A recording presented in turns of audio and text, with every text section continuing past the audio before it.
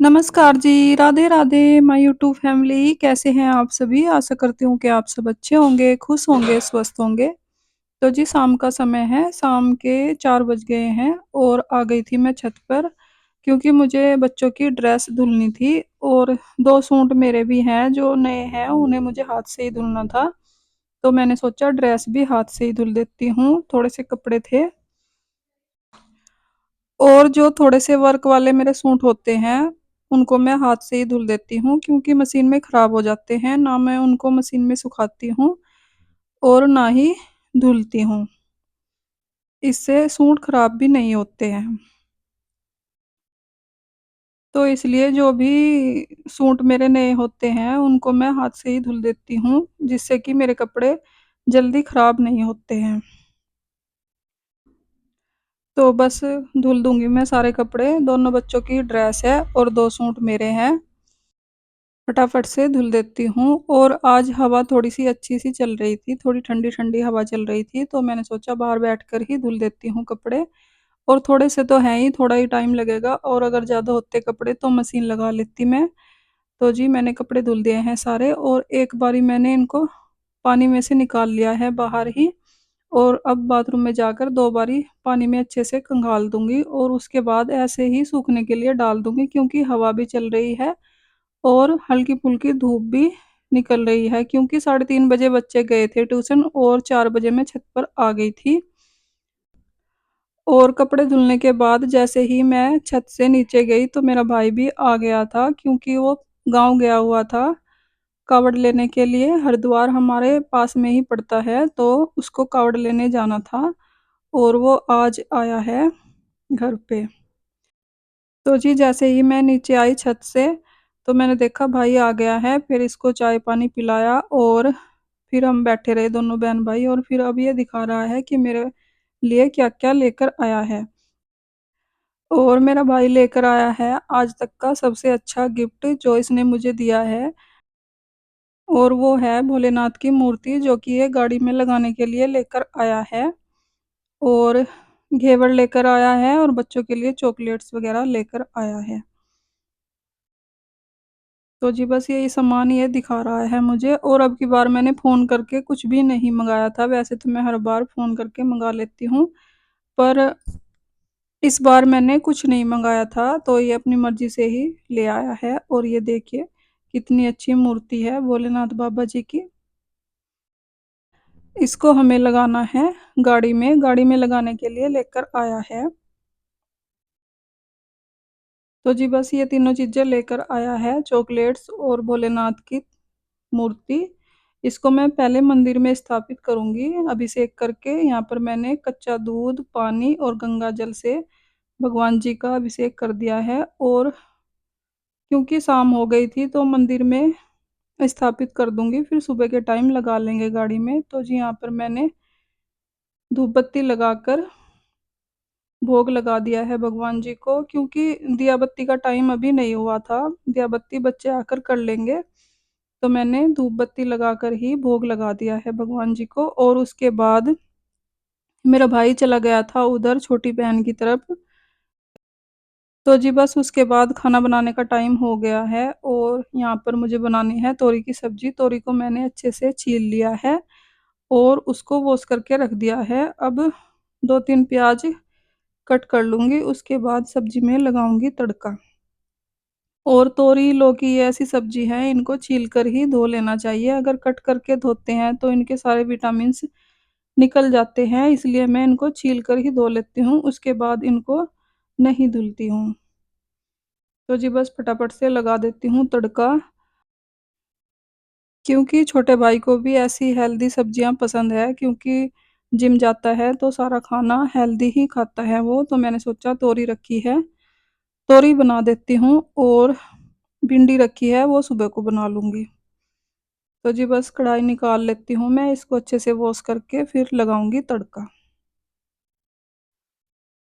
और कढ़ाई को मैंने रख लिया है वॉश करके गैस पर, इसमें डाल दूँगी तेल। जब कढ़ाई गरम हो जाएगी और जब तक तेल गरम होगा, तड़का फ्राई होगा तो मैं तोरी कट कर लूँगी जो मैंने छील कर धोकर रखी हुई है और ऐसे ही साथ के साथ मैं करती रहती हूँ तो थोड़ा जल्दी हो जाता है काम, क्योंकि वैसे भी खड़ा ही रहना है जब तक तड़का फ्राई होगा, तो मैं साथ के साथ ही करती रहती हूँ। पहले से तैयारी मैं नहीं करती हूँ और इससे क्या होता है, थोड़ा-सा जल्दी हो जाता है काम। थोड़ा-सा क्या, बहुत ही जल्दी हो जाता है।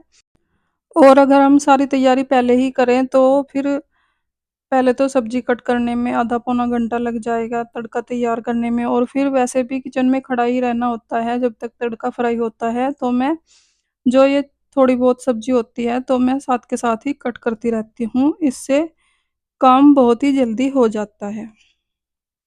तो जी बस तेल भी गरम हो गया है, तेल डाल दिया है मैंने कढ़ाई में और सब्ज़ी भी कट हो गई है। बस अब जल्दी से तड़का लगा देती हूँ, उसके बाद बनाऊँगी रोटियाँ। और सब्ज़ी कट करने से पहले ही मैंने आटा लगा कर रख लिया था, बस सब्ज़ी में तड़का लगाकर रोटियाँ भी बनानी शुरू कर दूँगी, क्योंकि थक गई थी मैं। पहले कपड़े धुल कर आई, फिर किचन साफ़ किया, सारे बर्तन जो भी थे, 2-3 बारी चाय बनी थी दिन में, वो बर्तन थे उनको धुल के फिर किचन साफ़ करके फिर खाना बनाने लगी हूँ। और बस प्याज़ मैंने डाल दी है कढ़ाई में, जीरा और प्याज़ का तड़का लगा दिया है, और इधर मैंने हल्दी, नमक, मिर्च, गरम मसाला पानी में घोल कर रख लिया है, और जो भी कूड़ा हुआ था उसको साथ के साथ डस्टबिन में डाल दूँगी, जिससे कि किचन फैली-फैली सी ना लगे। तो जी बस तड़का फ्राई हो गया है, इसमें मैंने जो घोल बना कर रखा था वो डाल दिया है, हल्दी, नमक, मिर्च और गरम मसाला। उसके बाद थोड़ा-सा पानी डाल दिया है, और जो तोरी मैंने कट करके रखी थी वो भी डाल दी है, और थोड़ा-सा पानी डालकर इसको ढककर पका लूँगी मैं, और उसके बाद सेंक लूँगी रोटियाँ। तो जी साथ के साथ सारा काम हो जाएगा, जिससे कि थोड़ा-सा मुझे रेस्ट करने का भी टाइम मिल जाएगा, क्योंकि आज मैंने 15-20 मिनट पहले ही खाना बना लिया था, पतिदेव के आने से पहले ही, क्योंकि बच्चे तो पहले ही खा लेते हैं, और जब पतिदेव आते हैं और दोनों भाई, तो फिर वो खा लेते हैं। और रोटी तो गरम ही रहती है हॉटपॉट में, क्योंकि इतनी गर्मी है, और ऐसा कुछ नहीं है हमारे घर में कि साथ के साथ सिकती-सिकती ही रोटी चाहिए किसी को। सब खा लेते हैं, कोई मुझे परेशान नहीं करता है, ना मेरे भाई, ना पतिदेव, क्योंकि उनको भी पता है पूरा दिन काम रहता है मेरा सुबह से शाम तक, चलता ही रहता है, कभी कुछ, कभी कुछ। तो इसलिए शाम का खाना मैं जल्दी बना लेती हूँ थोड़ा-सा, क्योंकि बच्चों को भी भूख लग जाती है, और फिर थोड़ा टाइम पहले ही बनाती हूँ, ये भी नहीं है कि 1-2 घंटे पहले बना के रख दो, बस उनके आने से पहले मैं खाना तैयार कर देती हूँ। क्योंकि फिर अगर दुकान से आ जाएँगे वो, फिर मैं खाना बनाना स्टार्ट करूँगी तो बहुत लेट हो जाता है, और बच्चों को भी सुबह स्कूल जाना होता है, तो इसलिए टाइम पर सुलाना भी होता है बच्चों को, सारा काम देखना होता है, तो इसलिए। तो जी बस यहाँ पर मैं सेंक लूँगी रोटियाँ फटाफट से, और उसके बाद बच्चों को दे दूँगी खाना सबसे पहले, क्योंकि बच्चे आ गए थे ट्यूशन से और मैं खाना बना ही रही थी, और ट्यूशन से आकर बच्चों ने दिया बाती कर दी है। बस वो अपना काम देख रहे हैं स्कूल का, जो भी उनका रहता है, और उसके बाद खाना खा लेंगे वो, और तब तक भाई दोनों आ जाएँगे और पतिदेव भी आ जाएँगे, तो फिर उनका भी लगा दूँगी खाना। तो जी बस रोटियाँ सेंक ली है मैंने, और ऐसे ही मैं सेंकती हूँ, 4-5 रोटियाँ बना लेती हूँ इकट्ठे ही, और फिर गैस पर सेंक लेती हूँ।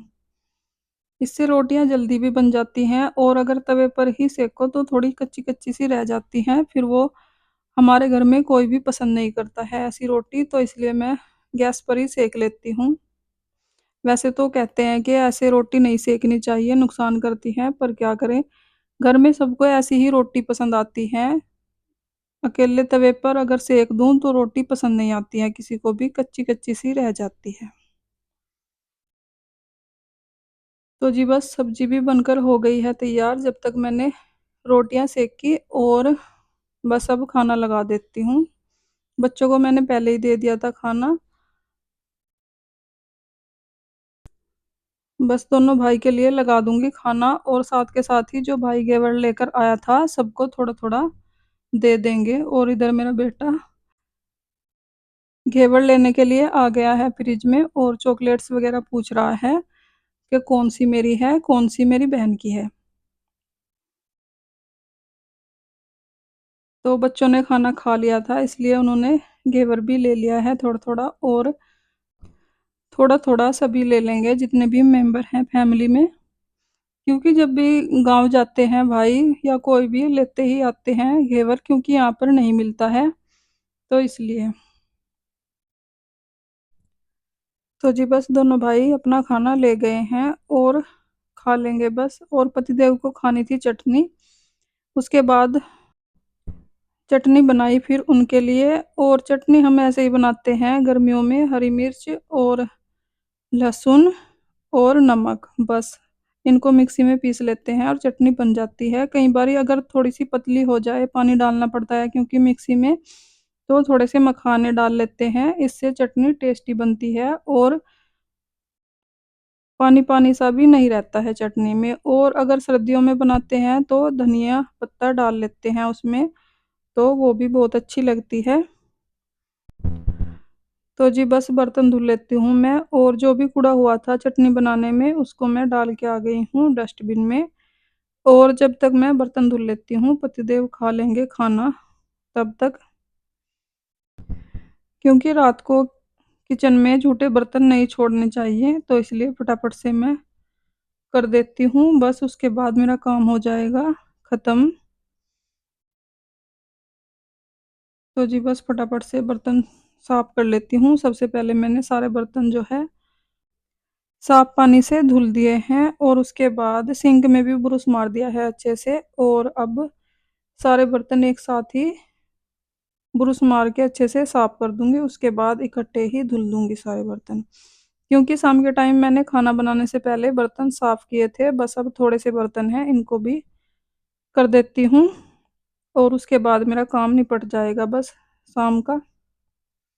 शाम क्या रात ही हो गई थी अब तो काम करते करते, 3:30 बजे से ये टाइम हो गया है, 9:30-10 बजे तक मेरा काम निपटता है। और घर के काम का ऐसा ही रहता है, पूरा दिन भी लगे रहो तो काम निपटता नहीं है, थोड़ा बहुत कभी कुछ चलता ही रहता है, जितना मर्जी कोशिश कर लो। और किसी किसी को लगता है कि घर का काम कुछ भी नहीं होता है, पर घर के काम में कुछ ना कुछ काम निकलता ही रहता है, पूरा दिन ऐसे ही निकल जाता है, पता भी नहीं लगता है। तो जी बस बर्तन मैंने धुल दिए हैं, और बस किचन काउंटर को अच्छे से साफ करूंगी और गैस चूल्हे को। बस उसके बाद मेरा जो भी नाइट रूटीन रहता है क्लीनिंग का वो निपट जाएगा, और मेरा सारा काम भी निपट जाएगा। तो जी बस जो भी सामान मुझे फ्रिज में रखना था बाहर रखा था, जो भी बची हुई सब्जी थी और थोड़ा बहुत जो भी सामान था मैंने फ्रिज में लगा दिया है, और गैस चूल्हे को भी अच्छे से साफ कर दिया है। और अब कर दूंगी मैं गैस चूल्हे के सारे बर्तन साफ। तो जी बस इसी के साथ आ गई हूँ मैं वीडियो के एंड पर। अगर आपको वीडियो अच्छी लगी हो लाइक करें, कमेंट करें, सब्सक्राइब करें। अपना ख्याल रखें, अपनों का ख्याल रखें। तो जी मिलते हैं एक और नई वीडियो के साथ, तब तक के लिए bye bye, Radhe Radhe, thanks for watching.